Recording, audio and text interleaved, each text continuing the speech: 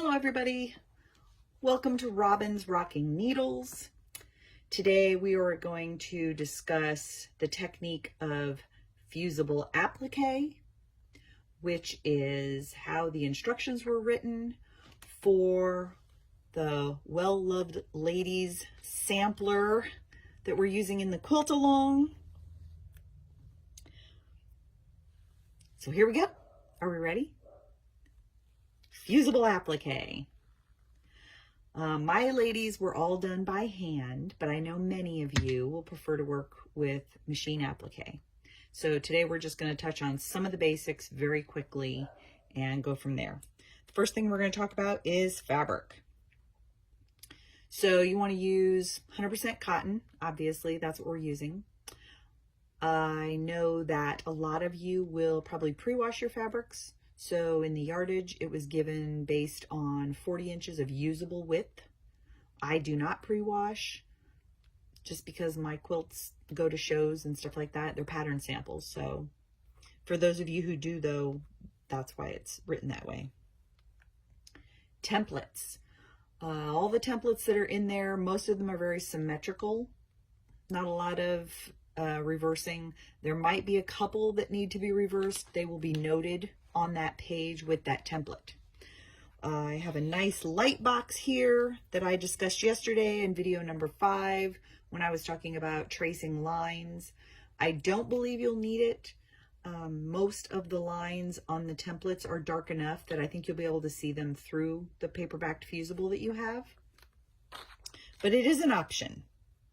Okay, paper-backed fusible, that's what's next. So, I really like the whole family of Pello products, pretty much.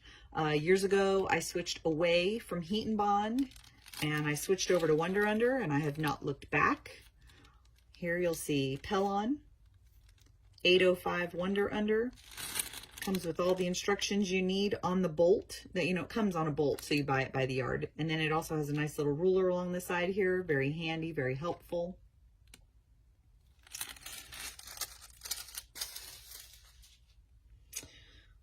Okay, let's talk templates real quick. So, templates. Let me grab one that I have laying around here. Not one from the pattern, believe it or not. It's from an old pattern. So, here is the Pello Wonder Under that I use. It has a paper side. It also has a glue side. And I don't know if the camera picks that up or not. It's kind of shiny. The shiny part is your glue side. You will do all your tracing on the paper side. I use a plain old number 2 pencil, nothing fancy. I don't need it to be super sharp. If the line comes out a little fatter in some place, I just make sure that when I'm cutting on that line, I cut right down the middle of it the best I can. So you put this down over top of your template, trace as accurately as you can. Sometimes I get a little sloppy, but be as precise as you can be. And then you'll see, you'll have all of your templates cut out, you know, traced on like this. I'm going to show you that on I might have been a little generous in the yardage for the fusible, but I wasn't sure which one you would be using. And I'm a little weird. I don't mind tracing these. I can put a movie on that I have seen or haven't seen. It's kind of mindless to me.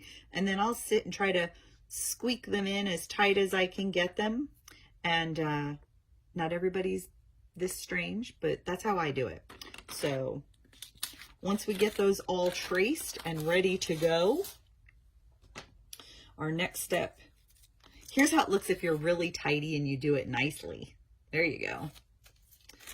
And once those are done, you're going to cut them out just beyond the traced line.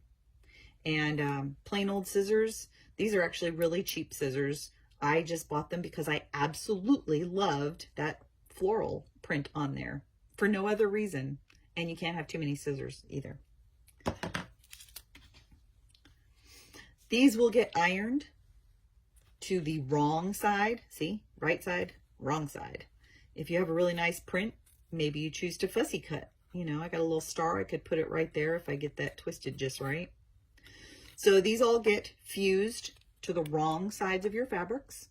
I use a dry iron. That's again because I'm using Wonder Ender. Follow the instructions for the fusible web that you have.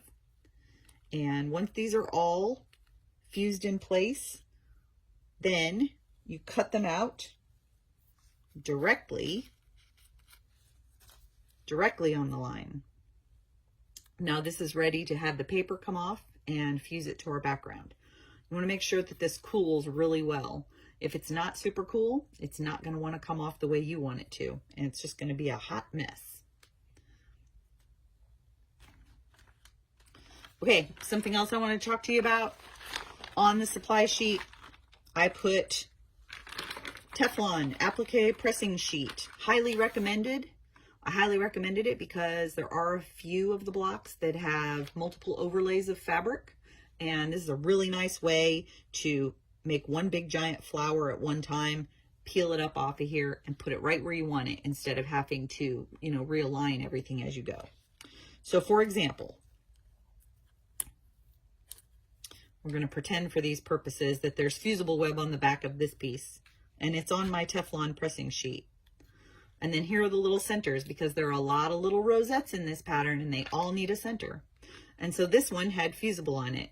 And, you can see I've already done more than one take. So the tip is you take a straight pin, run it up through the center, peel from the center out so that you don't fray your edges. Unfortunately, this little guy is fraying a little bit because he keeps getting used. Once those are done, you take them and they fuse right into the center of your flowers. And once these are cool, this whole flower will peel up as one complete piece. Very, very, very handy. Okay, let's run over the other quick little basics and I'll let you go. Threads. We all have our preferences. Again, the biggest tip I could give you is to make sure that your top thread and your bottom thread are the same, just in case your tension's a little off. You want to definitely have threads that match the applique fabric, not the background. Needles, I personally use a universal number 90 in my machine most of the time, unless I'm piecing, and then I'll switch it out. Stitches, I would love for my blind hem stitch to be amazing and let me adjust it and everything. My machine does not allow that. So years ago, I just started playing with my zigzag to get it to what I liked. I'm not going to give you the settings I use because every machine has different settings. What I will say is that I try to keep my stitches about 1/8 of an inch in length and 1/8 of an inch in width. On a large piece, I suppose you could experiment a little bit and open it up a little wider, but I find that this is just a really good size. And with the right color thread on your fabric, it's going to be almost unnoticeable. So for example, if you're looking at this from that distance, you might not even be able to tell that this is all zigzagged around, all that green. Now, if I bring it up closer, you'll probably be able to tell there that it has been zigzagged. It is super obvious on here because I used an orange thread out of pure laziness because I just did not want to have to keep changing on the yellow. So what I did was I just put that orange in and I let this contrast out, but this has all been zigzagged as well. Let's see here. What else would I like to say? Okay, this video goes up. We all have fun little tips and tricks that we've learned along the way. If you have something that I did not mention in here, please feel free to include your tip in the comment section of this video so that we can all help each other. And if you have any questions, you know where to find me.